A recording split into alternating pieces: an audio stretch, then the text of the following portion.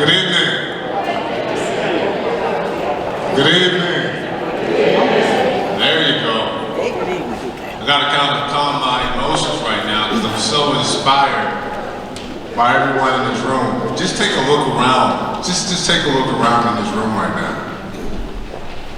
We have everyone from every single background represented in this room. And that's what this is about. I am Councilman Rouse, at large. I was elected in 2018 to serve our community at home. And well, before we get to that, let me acknowledge those elected members who are in the audience today. First, we have School Board Member Kim Melanick here as well. We have former Delegate Cheryl Turpin here today. She's in We have Delegate Kelly Fowler that's here tonight. And we have the Commissioner of Revenue, Phil Keller. Also, want to say thank you to Pastor E. Ray Cox for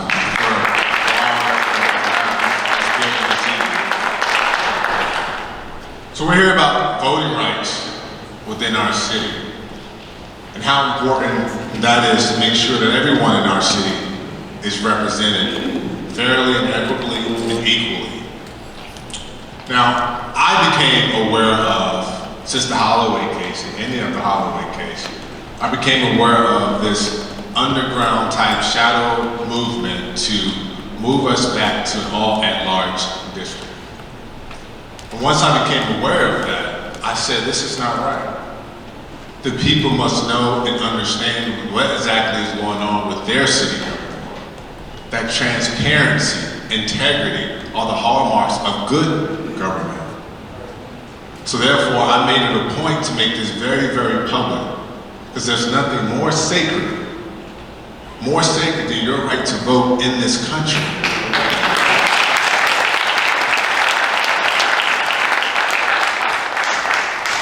You know, so I thought it was only fitting that I start off with a quote in the Bible.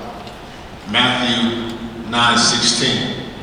No one sews a patch of unstruck cloth on an old garment, for the patch will pull away from the garment, making their tear worse.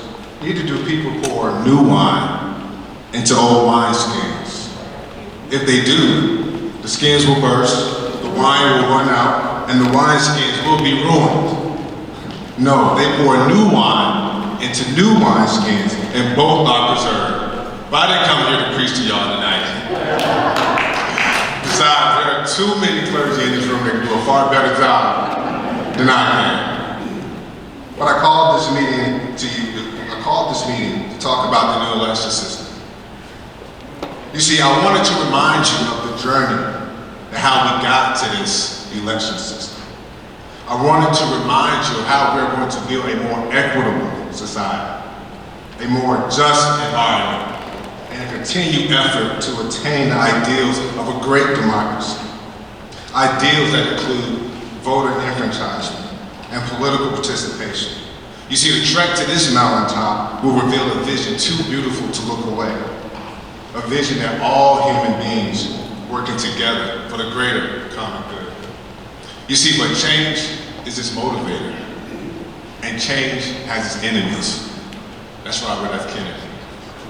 Our journey to change is the continuation of the effort from those who have fought the good fight to get us where we are today. People like Joseph Grinstead Sr., or Uncle Joe, as some of us may know him as. Civil rights activist George Minns, Bishop Barnett Thurgood, Councilman John Perry, the first Black African American elected to Congress. Councilwoman Louisa Strayhorn, Georgia Allen, Pastor Michael Daniels, Pastor E. Ray Cox, and many more are the reason why we are where we are today. Well now, what I know to be true is that none of us can do this on our own. None of us can make accomplishment and succeed in trying to endure and make sure we make a perfect society. We cannot do that on our own. We must depend on each other. We must lean on each other. For our journey Our weaknesses are our strengths, and they remind us that with a united vision for the future, that we have to vote. We have to perfect an imperfect society. Now, coming after me, you will hear from Dr. Cruden, the NAACP. Dr. Cruden, thank you.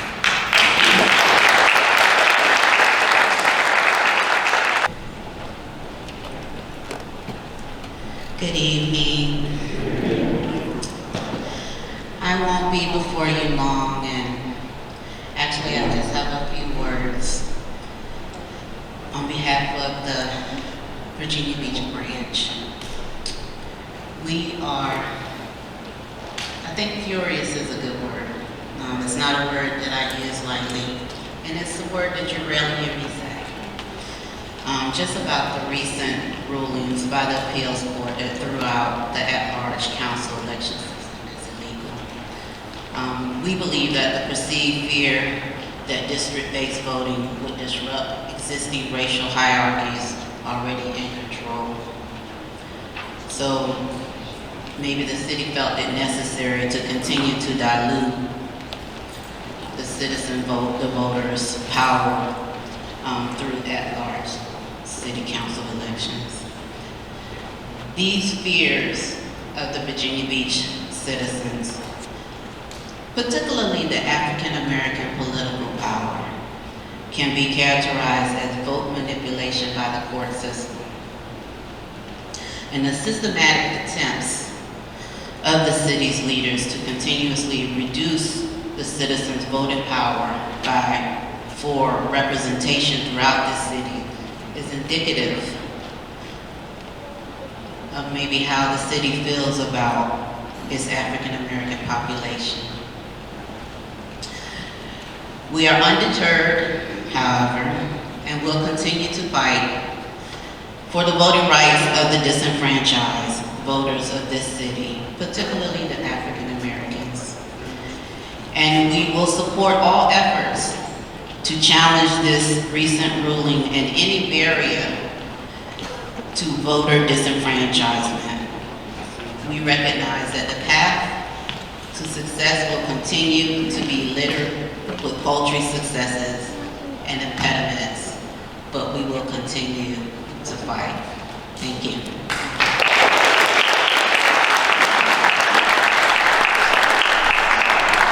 Thank you, Dr. Cruden. I think as I was speaking and Dr. Cruden was speaking, my fellow councilwoman and colleague, Sabrina Wooten, has came into the building.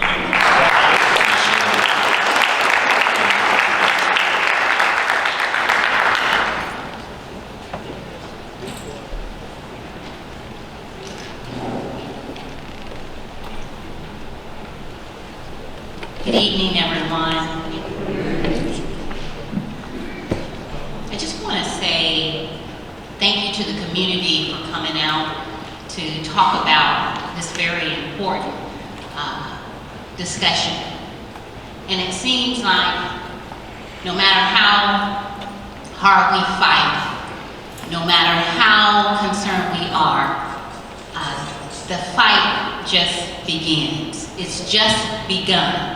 And so here we are again, talking about the same thing, equality, making sure every vote is counted, every vote is heard, and unfortunately, it seems like some people, some leaders behind the scenes want to do everything they can to stop it. My response is very simply, enough is enough.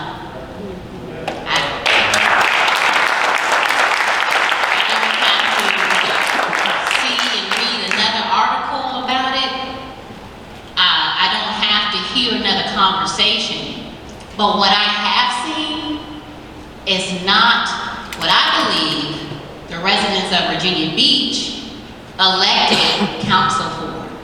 And so you have representatives on council who are fighting behind the scenes, you know, and it's not new to us when there are conversations that have been had without us.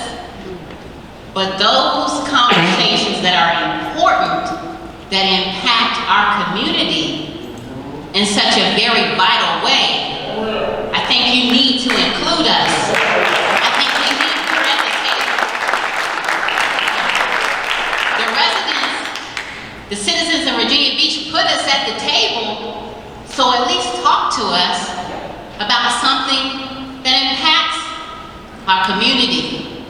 So, very short, what is the definition of insanity? Keep doing the same thing, expecting different results, keep electing the same people, thinking they're gonna do the right thing, and they're not. So, my suggestion is, let's make a change. Put some folks in the seat who are going to do right by the people. And all the people, the entire community. That's why we voted. That's why our community goes out and stands in these long lines, election after election. Time for change. The best way we can do that is at the ballot box. So we're going to protect and fight to make sure that every voice is heard. That's our job. And I thank Councilmember Rouse for holding this meeting tonight, for bringing attention to those things. And so I look forward to continually working with the community. I've been out in the community talking to the different districts, specifically residents in the Centerville, in District Number 7, formerly Centerville, and letting them know things have changed. But the number one thing they always ask me is, why didn't we know this? Why didn't someone say something? And so it's important that we get the word out that things have changed. So thank you so much for being here. Continue to advocate for what you know is right. And I support that.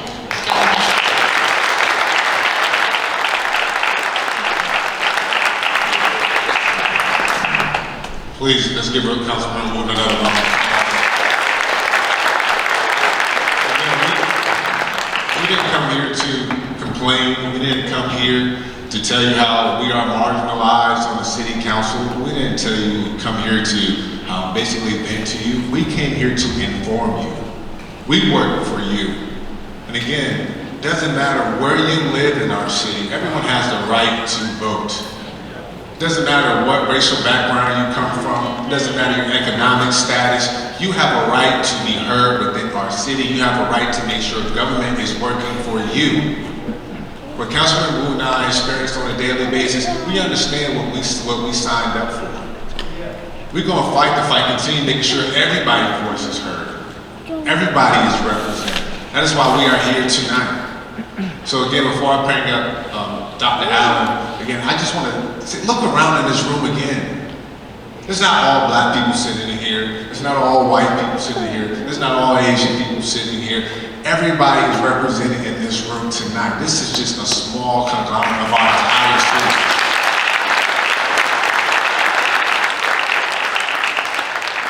It shouldn't be left up to a small group of people working in the shadows that dictate what 460,000 people do within our city. Dr. Allen.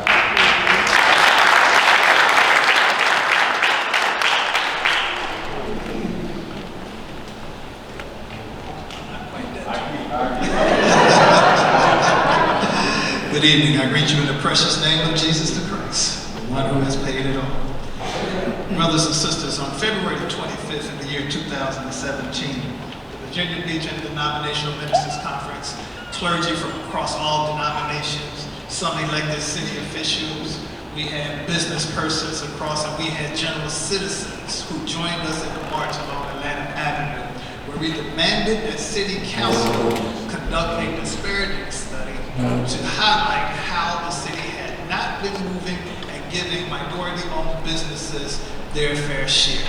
They weren't even looking close to trying to do what was right. But that march was what galvanized the community, and so when the city did a disparity study, it proved our point beyond a shadow of a doubt. From that point, it transferred to the council. The council, after much prodding and much pushing and constant diligence and the hard work of Councilwoman Wooten and Councilman Rouse and a few others, we finally got them to start making moves to implement some of the disparity studies findings. But here we are today, some 5 years later, still fighting the same fight. Please recognize that this is not necessarily a racial issue. This is a financial issue. We have got to understand that there are people on city council who are there because the at-large voting system allowed big money politics to come along and back them so that therefore they stay in power. Do you understand what I'm saying to you? When you have to run a citywide campaign to become a city council person, as we interview these people for our endorsements, then they're telling us that they have to have a budget of $150,000 to run a citywide campaign.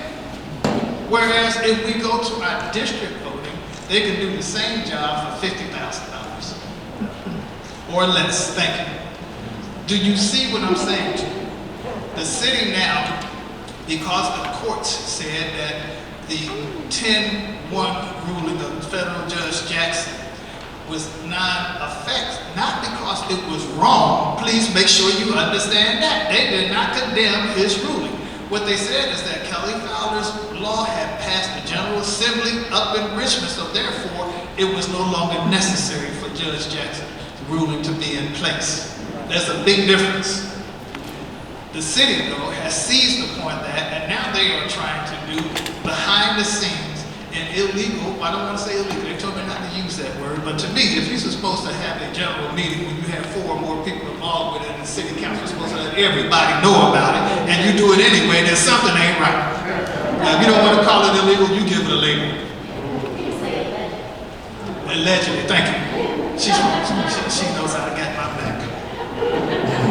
But brothers and sisters, where we are now is that we are at a place where the financial closed-mindedness of the status quo on our present council and the leaders who are trying to keep big money politics and keeping them in power so that they can give the majority of the lion's share of the city's contracts to those 1, 2, or 3 developers who are backing them.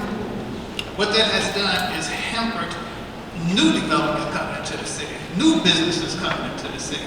How much money have they cost new businesses because they can't get into the city of Virginia Beach? Because if you're the king of the hog, why do you want competition? And if I'm paying you money to keep you in city council, why would you let me have to have competition? Understand that this election is not racial, it is financial, it is the benefit of everybody. We have people on our schools, which, look, this is the craziest thing in the world to me. We have the money to give every person in the school building, from the principal down to the janitor, raises. We have the best schools in the state of Virginia, and yet still we have a bunch of people running around there claiming that they don't want to teach our kids about history. That's crazy. But you know what? Big money politics is backing that. And so that bleeds over into city council. We have to do better. Our citizens deserve better. There's no reason in the world why public utility workers have to beg for a raise. There's no reason in the world why police, our fire department, our EMS people have to beg for raises. I bet you $10 to a donut that if you give us district voting, the people will speak, because in our communities as a black man, we don't like to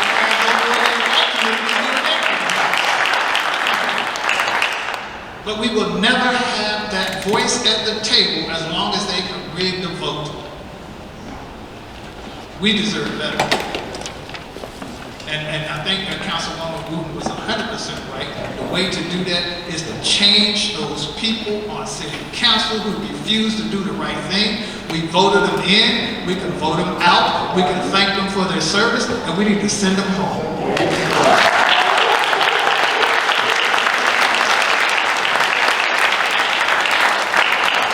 We have people here tonight that's going to explain this position of what we're taking to you in legal terms and in lay terms. But I just want to put it to you in the term of heartfelt, just humanity. Every time a business tries to enter into Virginia Beach and is shot down because of something that council refuses to do, is lost jobs, lost opportunities, lost growth. How much growth has the city of Virginia Beach lost by refusing to let new corporations come into Virginia Beach and operate? Who benefits from that? The people that they are supposed to be representing. Why? Because they will have jobs. Business owners will have an opportunity to do subcontracting. Our children will get a better education because it will be bringing in more tax dollars. It's time for this stuff to stop. Enough is enough. If we're going to get people in there that's not going to do the right things, then we need to find somebody who will.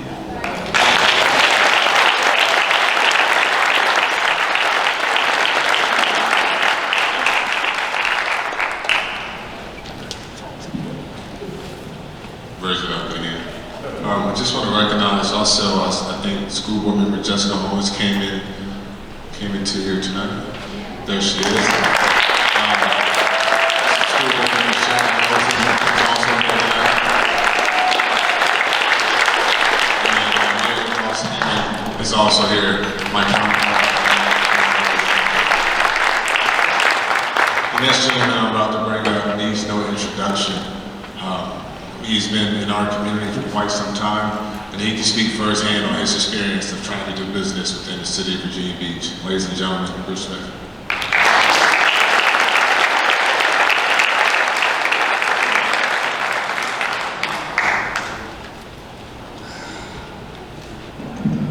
Good evening.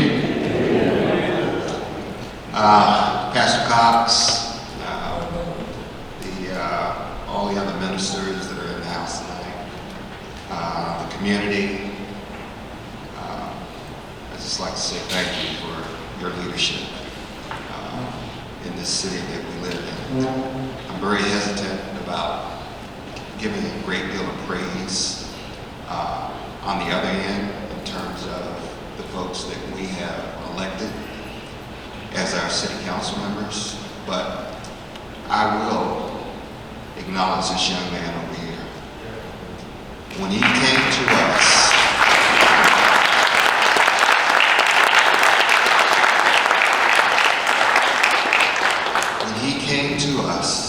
and said he wanted to run for council, first question I asked him, I said, "Are you sure? You know what you're getting into?" And he has morphed and developed into that leader that we knew was inside of him. He had to take a couple of bumps and bruises along the way, but this is what leadership looks like.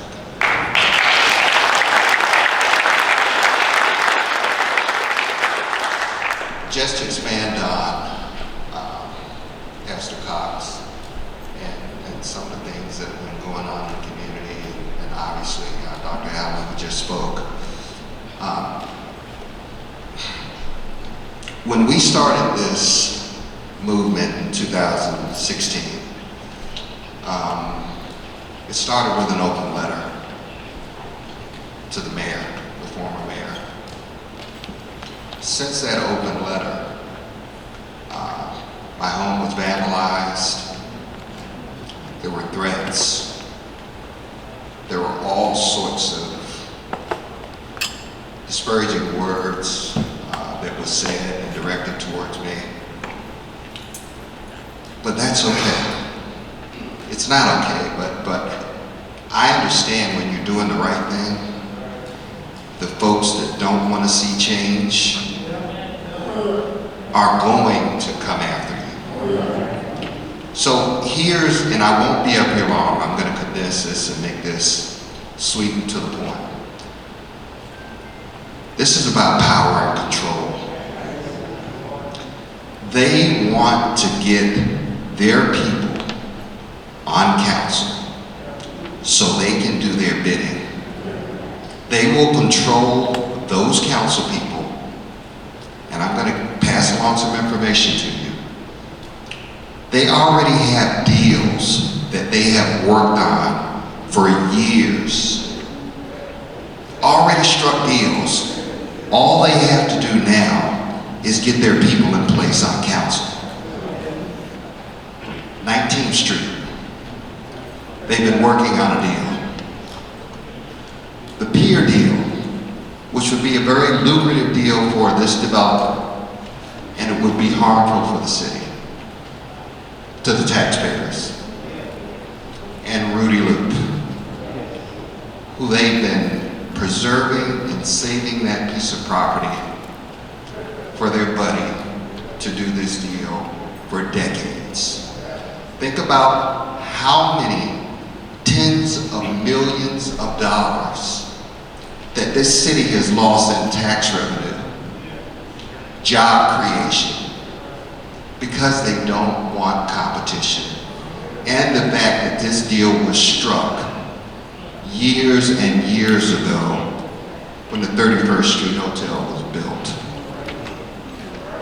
So while we're sitting up here talking about voting rights, the end game is power and control over city council and the votes to be able to push their deals through and shut out those who have been bringing projects to the table in an effort to preserve the status quo.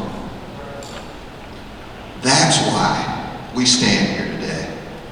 Aaron and Sabrina, and probably one or two others who have had the courage to stand up. I applaud you guys, but our work is just beginning. There is much work to do. I know we have some folks that are candidates that are sitting in the audience. Worth. We gotta get him on council. Stand up, Worth, so everybody can see.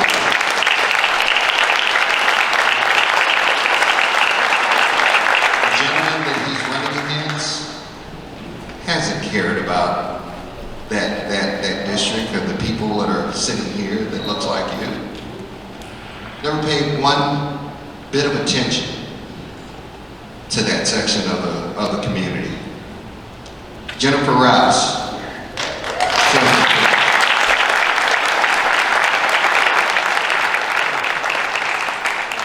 She's seen firsthand what Aaron has been experiencing. College professor, understands what leadership looks like. And I know we have a couple more candidates that are here. If you guys could stand up, because you're showing the courage by being here.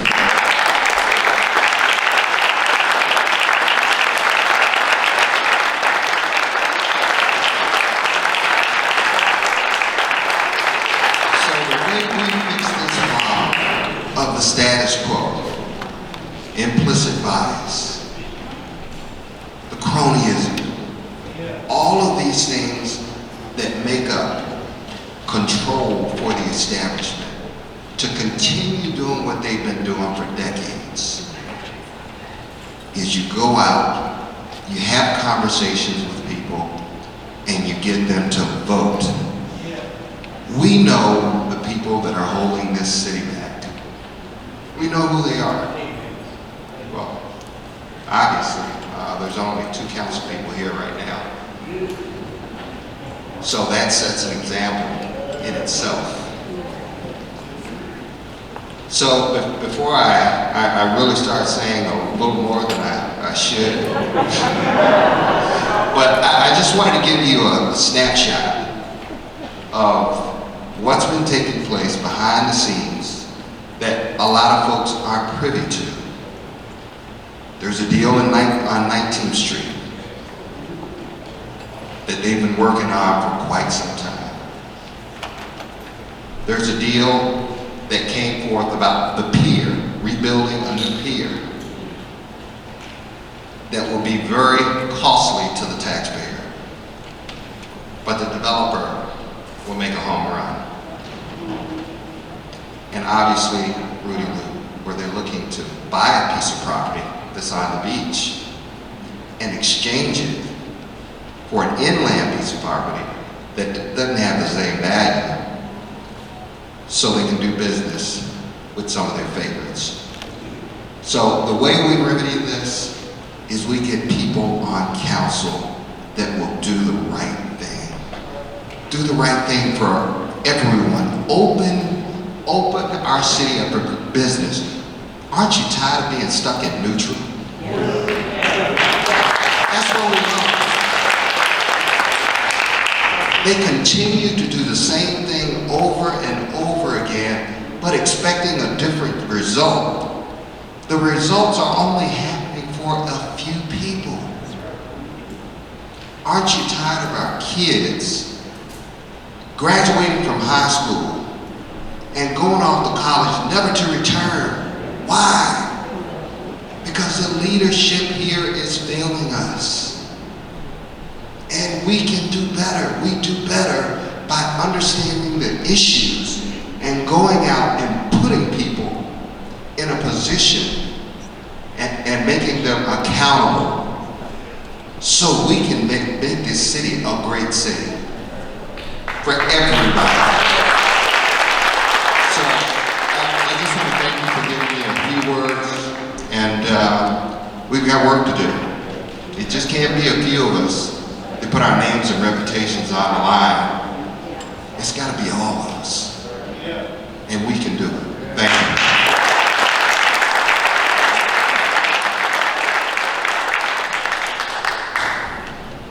Like I said, we won't be long here tonight. If you have walked in, you should have received a one-pager on the Holloway case. Here tonight, I have with me City Attorney Chris Boynton here with me tonight. But let me just make one thing clear. Chris here is a lawyer. He's not a politician.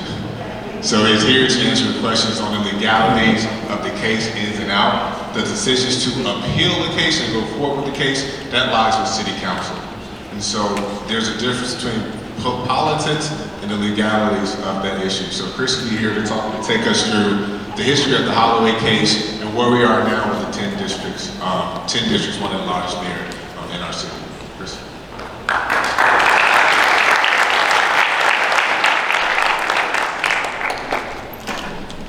Councilman Rouse, Councilmember Wooten, members of the community, members of the clergy, thank you all for being here tonight. It speaks to all of you that you are engaged citizens interested in this process and where it goes from here. As Councilmember Rouse pointed out, I am here as, unfortunately, the messenger of kind of the legal case and how that's played out over time. As he explained to you, my job is to represent the position of whatever a majority on City Council agrees to, and that can change over time, and it has. So let me walk you through kind of the history of the case. It's a little bit complicated, but I'm going to try to take a 45-minute presentation and boil it down to what you were given in the one-pager and the handout. So I'm really just going to walk you through that. Our former election system dates all the way back to the 1960s, and there was a political compromise that started that when the town of Virginia Beach merged with Prince Anne County.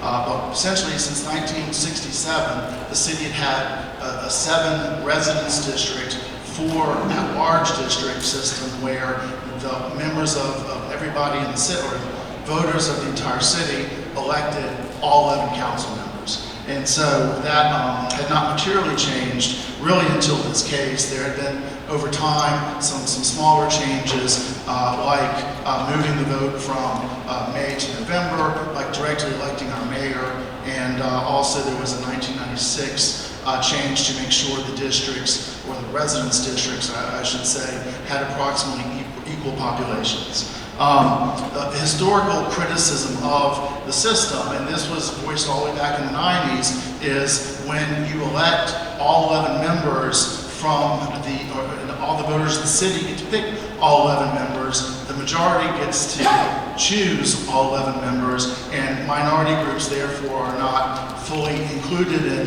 that process. And so that could be racial or ethnic minorities, it could be socioeconomic minorities, it could be geographic minorities, if people live in one part of the city and not the other, for example. So for all of those reasons, there has been an interest in parts of the community to change the system to something akin to a ward system where you would have single member districts where the people who vote for the representative must live in the district they're voting.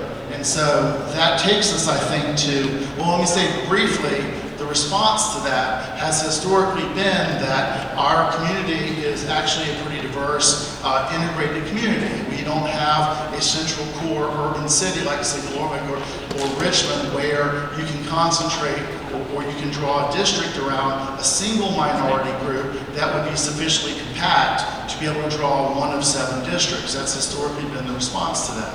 Now, when this case started, Ms. Latasha Holloway brought the case in 2017, and when she originally filed the case, it was a single minority group claim that the city should draw one or more or black majority districts in the city.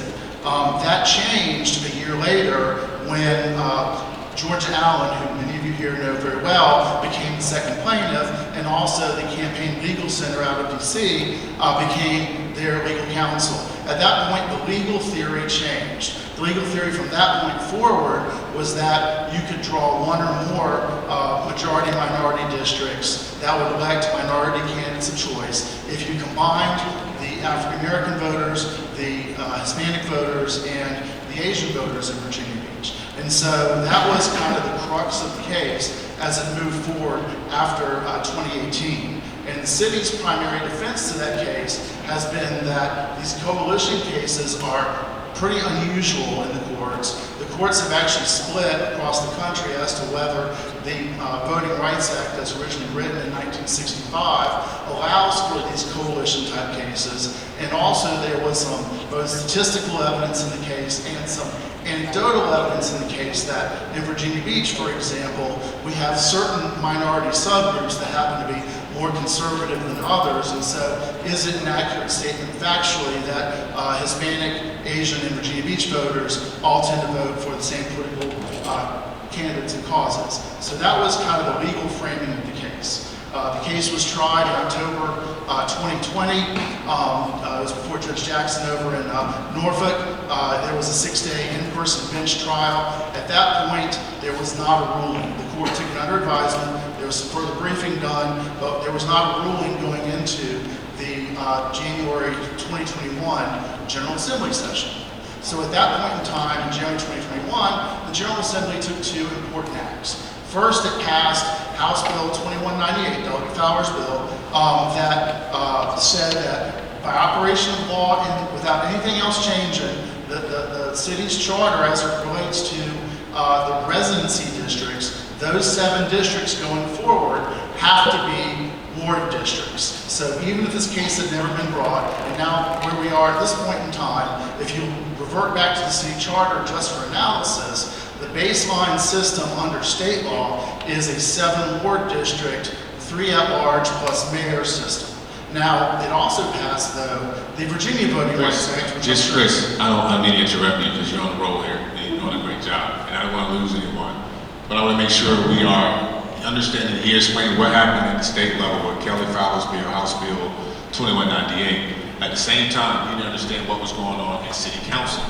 So at City Council, myself, members were not aware of Kelly's House Bill 2198 until, this is where you have to pay attention, until another secret 6 of City Council sent a letter to the General Assembly opposing House Bill 2198 without even a group discussion of City Council. And when I found out, I'm going, how is this possible? How could you not deny me or my constituents a right to voice their opinion, to a right to support or oppose a bill at the General Assembly? That's when they used the lobbyists. So they told the lobbyists, 6 of them got together and said, we're going to oppose this bill. Mayor Dyer and Vice Mayor Wood at the time sent a letter saying, on behalf of City Council, we oppose House Bill 2198 without even consulting the entire City Council body. Now listen, every single person in this room, as an American, and those who are elected officials, has the right to support or oppose any bill that they see fit from their particular office, from your individual right as an American, not on behalf of City Council. And that's when I found out about House Bill 2198, and of course I advocated for it because I know and I understand from personal experience of growing up in our city what it's like to be unheard, overseen, and overlooked in our city. So you continue on. Thank you. Thank you, Councilmember Rouse. And so the other thing that happened in the 2021 2021 General Assembly session was the passage of the Virginia Voting Rights Act. And that did a couple of different things. So it did a lot of different things, but the two that applied to this case directly are that there was a new state law pre-clearance process that was set up for electoral changes that happened from localities. You may recall that in the past 10-year election cycles, there was a federal review of southern states' election policies, election systems under Section 5 of the Voting Rights Act, federal pre-clearance they called it. The Supreme Court did away with that and said this bill was a response to the federal process going away and brought in a state review process controlled by the state attorney general. Now there's another wrinkle to that where you don't have to go to the attorney general. You can have an expanded public notice and comment process, but in most cases people are going to the attorney general just because it's a quicker review of what you're dealing with. So that was one change. The other change is there was a definition established that at-large districts and localities are disfavored, I will say, under the Virginia Voting Rights Act if they have the potential to negatively impact, I think the language is impair, the ability of minority groups to influence the outcomes of elections. And so what's important there is, on the federal level, there is what's called the Jingles v. Thornburg test, and I'm getting into some weeds here, but there are different defenses that a city like the Virginia Beach can assert in a federal court case that kind of provides a roadmap for the court to analyze those cases. Under the state law, that roadmap doesn't exist, and so it's a pretty low barrier to establish a violation for an at-large district under the state law standard. So that is the other important legal change that happened in 2021. So that happened, I think it was signed into law before March 31st, and then Judge Jackson made his liability ruling, which is the first phase of this, from the trial we had in October 2020. His ruling came out on March 31st, 2021. Those dates are important for the appeal outcome. So he ruled, as I'm sure you well know, that the city system violated Section Rights to Voting Act, Section 2 of the Voting Rights Act, and that the city was enjoined from having further elections under that system. There was then about a 9-month process where the parties presented statistical and kind of demographic data to try to draw a new map that would comply with the judge's ruling. Ultimately, the court hired a special master. The special master drew maps under a 10-1 system that you've heard about. That system has 3 minority opportunity districts in it. Those districts are districts 4, 7, and 10. And that is the system that, notwithstanding the appeal result, we will have an election under in 2022. Simply put, there is no way at this point in time practically to change it, even if a majority of city council were to want to.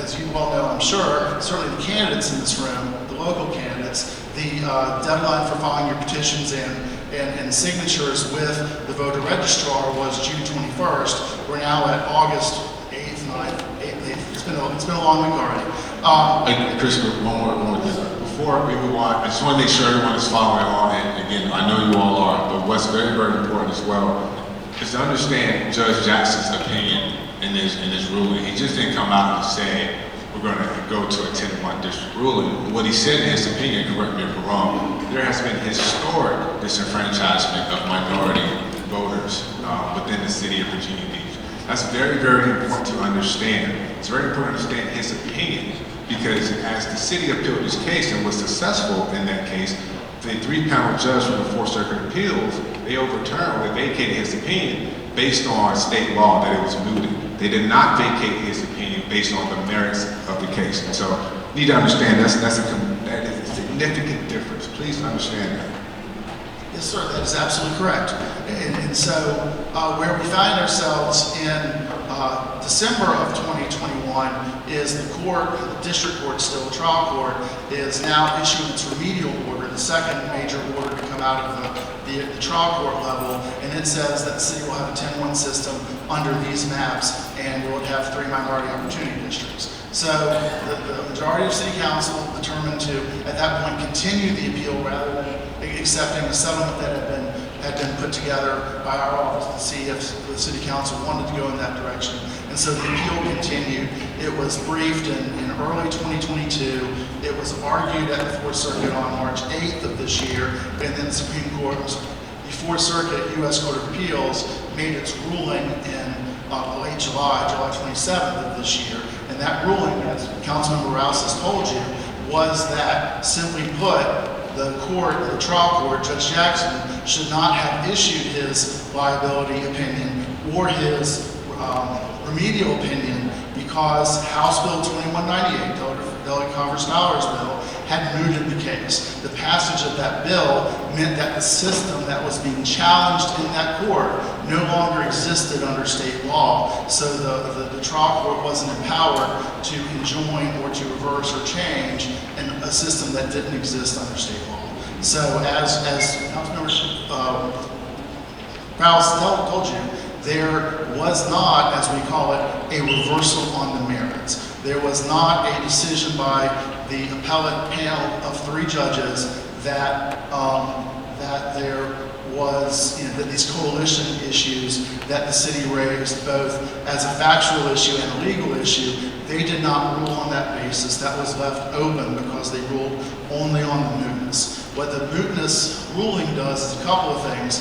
One, it does find that the trial judge was in error. What that means between that and the vacating of the order is that whatever attorney's fees claim the plaintiffs were asserting, they are no longer the prevailing party in the case. So the city is out from under probably a multi-million-dollar attorney's fees claim from the plaintiffs. But then it also remanded the case to Judge Jackson to basically watch over the city going forward to see what it did next. And so the case has not gone away. It's been remanded to the district court where the plaintiffs can come back in and file amended claims if they have them. And so any system that the city council considers requesting going forward is subject at this point in time to House Bill 2198. It's subject to the Virginia Voting Rights Act.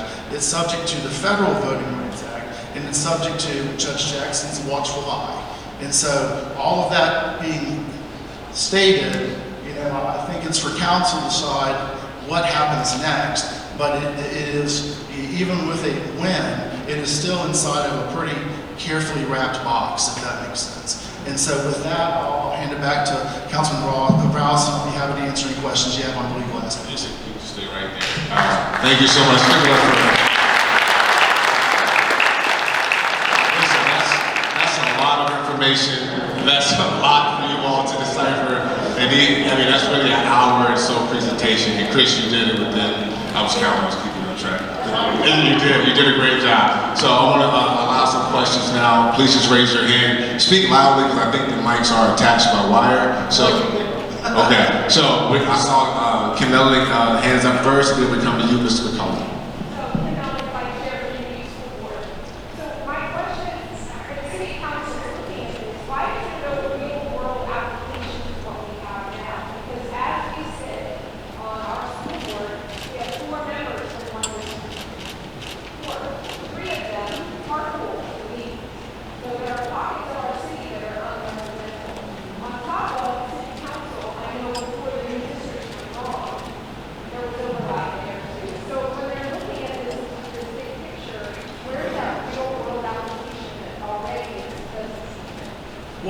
So the district court's orders, the system that came out of the district court, first of all, it did not technically apply to the school board at all.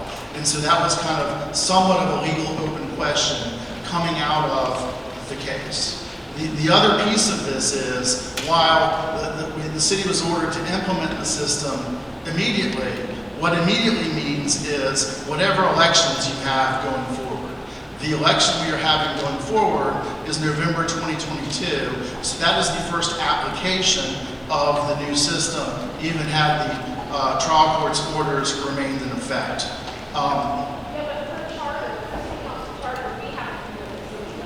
And that's true, except for there's a difference in terms of your fourth at-large position, where you appoint your chair as opposed to being directly elected by the city. So there was still some ambiguity, even with you following what the city council does by charter. So the other piece of this is, for example, there have been interim vacancies, over the last 2 years that have been filled by appointment. The legal analysis on that is you are filling the unexpired term. The unexpired term is from the old system. The court enjoined elections, not appointments. And so based on all of that, the appointments came from the old district, and we are still under an old district system until November 2022. And even then, we're only halfway to a new system because we're only electing half of the folks, because the district court did not say that anybody's terms have to end early. And in fact, the district court at the city council level through the special master took pains to draw districts that allowed for almost every incumbent to run in their own district. And so he was trying, I think, to not upset the apple cart while accomplishing the court's mission of creating 3 minority opportunity districts. But it's not like, a sword falls and one system is over and the other one is fully implemented. It's a rolling implementation, if that makes sense. Thank you, Chris. Mr. McCullough. It sounds like that the only thing that stopped Judge Jackson's case from being upheld by the council was the legislative action taken by the commission. So my question is, if the next general assembly they decide to redo that legislation, right, where does that now impact our current system?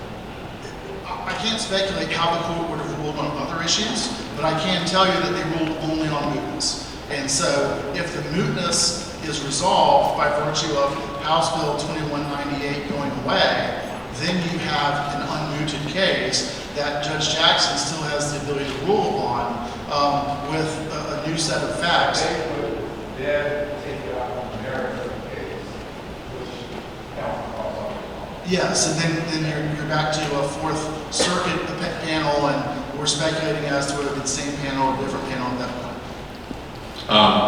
Thank you.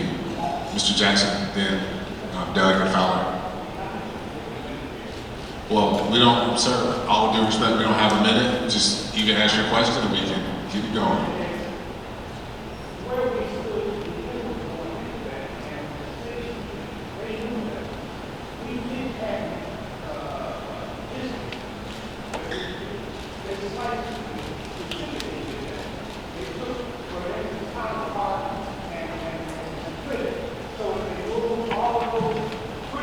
Seems like, based on There's a microphone, sir. what are they going to do about those districts now that they put within these 10 districts that now are back where they were before, where they have really no voting rights? I'm not sure I'm understanding your question. The court has imposed a system that, even though the order is no longer in effect, that system will control the November 2022 elections. The city council had no role in the drawing of those districts. All right, that was a special master who drew those districts and trying to be incumbent protected. Delegate Fowler. Yes, thank you. I have a question about what has been said about my bill about 2198 and the mootness issue.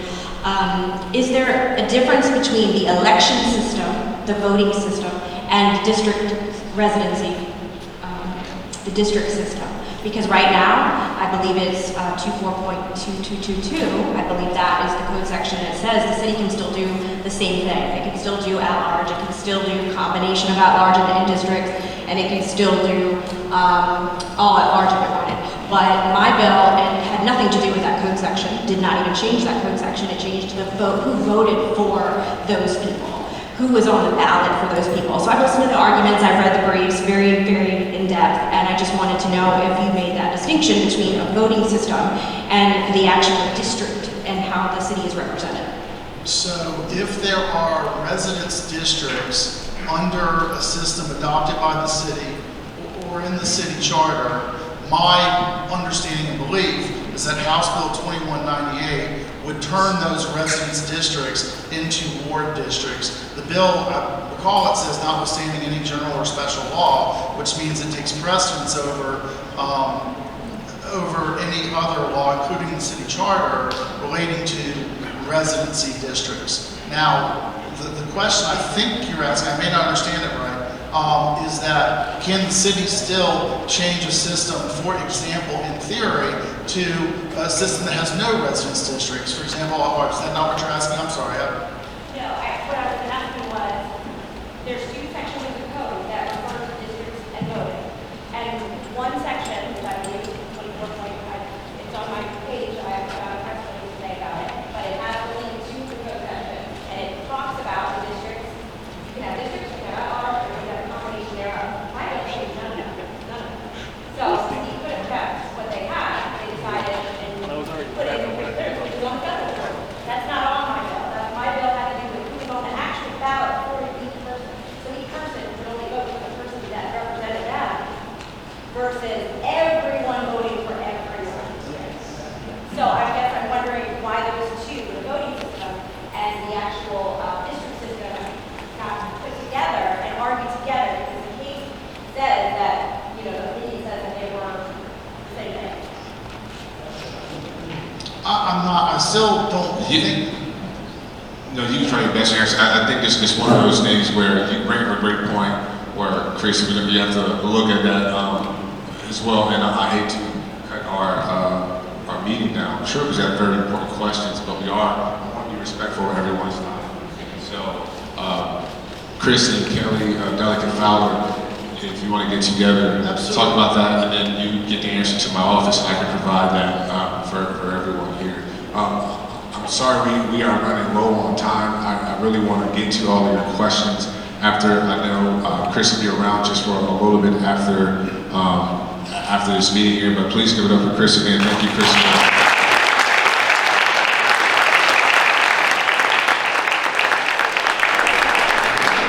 At the end of the day, what's very important is you have to vote.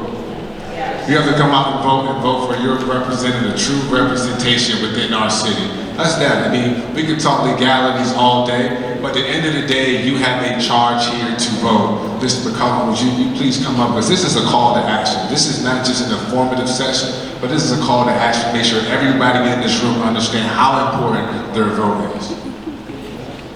Let's give it up for Councilman Rouse.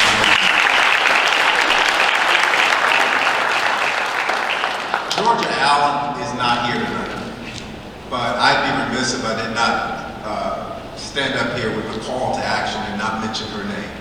It was mentioned before she was a participant in that case. She's been a stalwart on Dr. Prudence and NAACP team for years. But there's something else that you may not know about Georgia Allen. Georgia Allen came to Dr. Allen and myself years ago. We're part of the Virginia Beach Interdenominational Ministers Conference. And you've heard all the things that we've been doing for many years here in Virginia Beach. But she said to us, you guys need to figure out a way to get people engaged in elections. They may not have hundreds of thousands of dollars that they can contribute, but they give $5. They give $7. And that idea that she gave us stuck with us. And then Dr. Allen, being the smart guy he came to us and came to me and said, you know what, we need to create another organization. We have the Virginia Beach Interdenominational Ministers Conference, but there's certain restrictions about what we can do politically. And so we created another organization. Dr. Allen and I are the co-founders of Do the Right Thing. Not D-O, but D-U-E. Because we're overdue for leaders to do the right thing for our citizens. Do the Right Things is a 501c4 organization, but we've also established a PAC. And that PAC has already gone out and interviewed just about everybody running for office, for city council and school board. We've sent questionnaires to everybody. Some of them obviously ignored us, to their peril. Because we are going to make endorsements. We are going to be providing assistance, both financial and in kind. But more importantly, what we're going to do is we're going to inform you about people who are supporting the issues that we were talking about tonight. So when you go to the back, some of those folks are here, I'm not gonna put them on the spot now, who submitted questionnaires with us. But what I am trying to say is that you're going to get information from our organization about who is going to do the right thing in our city. Because for too long you've heard it from Bruce, you've heard it from Councilman Rouse, we have too many people doing the bidding of just a few people instead of all the people. You heard this current mayor and the previous mayor saying that Virginia Beach is the greatest city in the world. And it truly is for some folks, but not for everybody. And that's why I'm delighted to have everybody out here tonight. I'm delighted about the leadership shown by Councilman Rouse, Councilman Wooten. I'm also delighted to see that the leadership of APAC is in the room. I don't want to put you guys on the spot, but please just stand up. The leadership of APAC, they're in the room.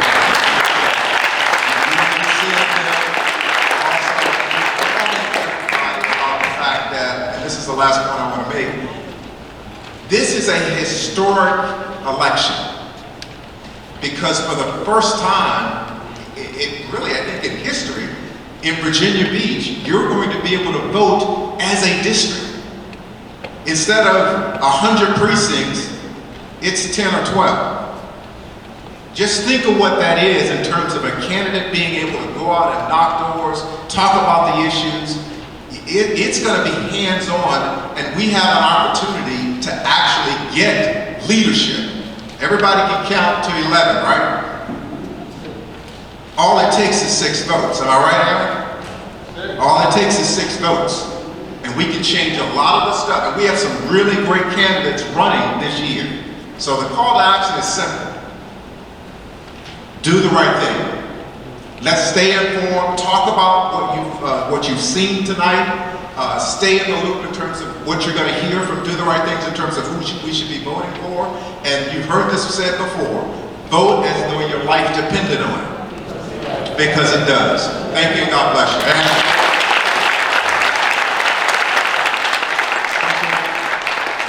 Thank you all for coming out tonight. Before we leave, I just want to also recognize Carlos Clanton, the chair of the Norfolk School Board. He's here representing the office. Education is key. Education is key. No matter how old you get, you got to keep on learning. You got to keep on learning. You got to turn that into action as well. Thank you all for coming out here tonight. I'll be around to answer any other questions. I am truly inspired. I hope you are too. Vote this November 8th. I see you all at the ballot. Thank you.